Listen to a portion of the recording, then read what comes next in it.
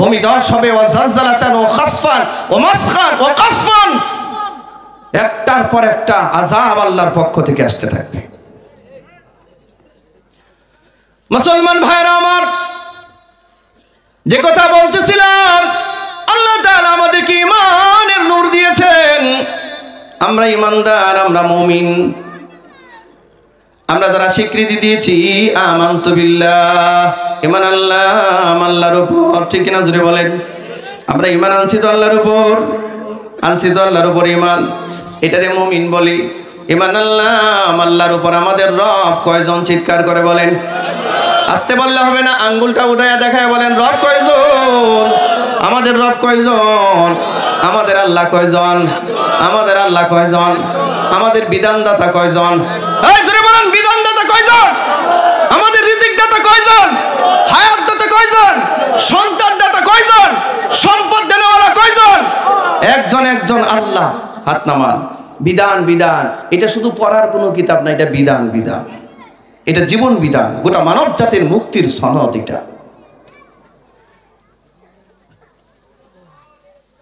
আপনি আপনার ব্যক্তি জীবন কেমনে চালাবেন, পারিবারিক জীবন কেমনে চালাবেন, সামাজিক জীবন কেমনে চালাবেন, রাষ্ট্রীয় জীবন কেমনে চালাবেন, সুবিস্তারিত বর্ণনা আছে কিনা?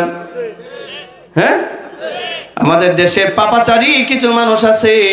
ওই দিন দেখলাম ঢাকা বিশ্ববিদ্যালয়ের এক বেয়াদব প্রফেসর টকশোর মধ্যে বলতেছে যে বাংলাদেশে কখনোই কোরআনের আইন চালু করা সম্ভব না।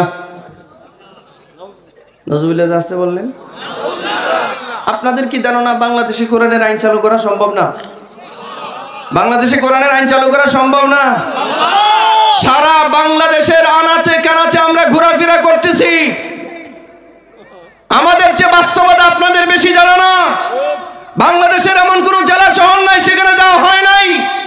আমরা এই মাটির পরতে পরতে মুসলমানদের হৃদয়ের ভিতরে, বিশেষ করে তরুণ প্রজন্মের মধ্যে যে নবজাগরণ দেখছি ইসলামের, আমরা তো আগামীর বাংলাদেশ দেখতেছি কোরআনের বাংলাদেশ।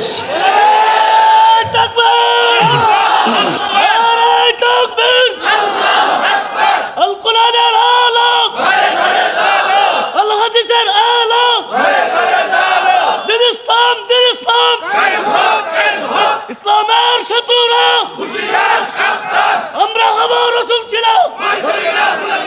নারায়ে তাকবীর,